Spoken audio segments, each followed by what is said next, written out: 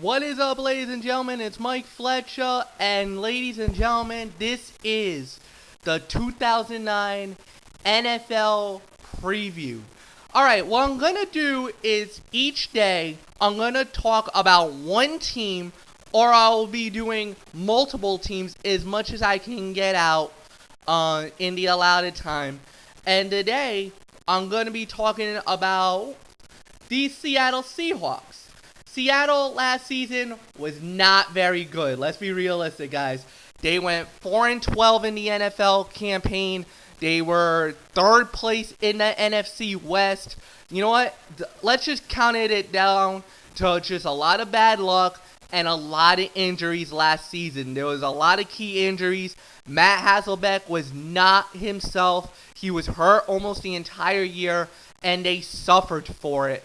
This season, they made a lot of changes, and they made a lot of big splash, getting Corey Redding, a defensive tackle, also getting Ken Lucas, who is a cornerback, to assure the defensive line. Then they also got Colin Colt, a defensive tackle, also made two big splashes during the draft, getting a linebacker, Aaron Curry, a very nice pickup. And then they also got Max Unger, an offensive tackle. But two big keys that they also got during their offseason was just fairly recently. One during the free agent market when everything was opened up. They made the first big splash by picking up TJ Houshmandzadeh from the Cincinnati Bengals, the wide receiver, bringing him over to the Seattle Seahawks, which was huge.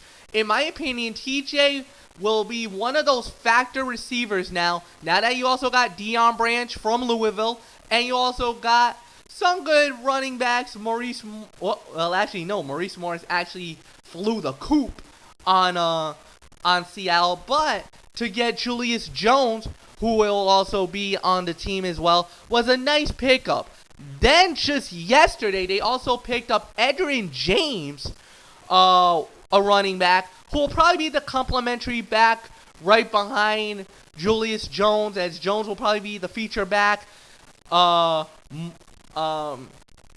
James will probably be the short yardage back if you need for a first down, the third down back, or probably a change of pace running back as well.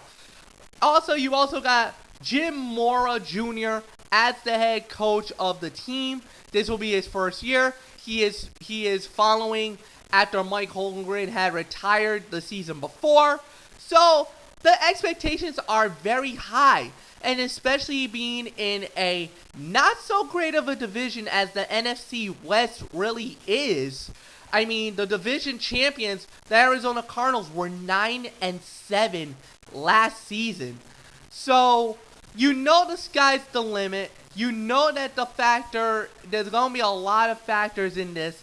The defense, I don't know how much of the defense will be good, if they're going to be that good with all of the additions that they had from last season.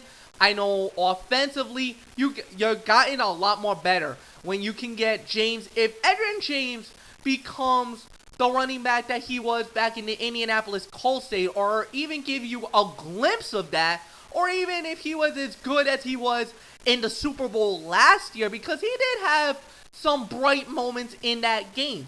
If you can get him to be at least a good running back, maybe give you 500 yards, maybe 600 yards a carry. If Julius Jones is healthy and is that 1,000-yard running back, then I think that you will definitely have a great team. I think you will definitely improve on your 4-12. I'm looking at maybe 6-10, 7-9. 8-8 is not out of the question. You'll definitely be a major threat in the division. I'm thinking second place in the division. I'll give you my full thoughts about who I think will win the division later on down the line. Alright, guys, so what I'm going to do is I'm going to reset. That's my thoughts about the Seattle Seahawks. Coming up next in my videos, I will go division by division. The next team on my list is the San Francisco 49ers. So keep your eyes out for that. Until then, hugs and hand pounds, and I am out.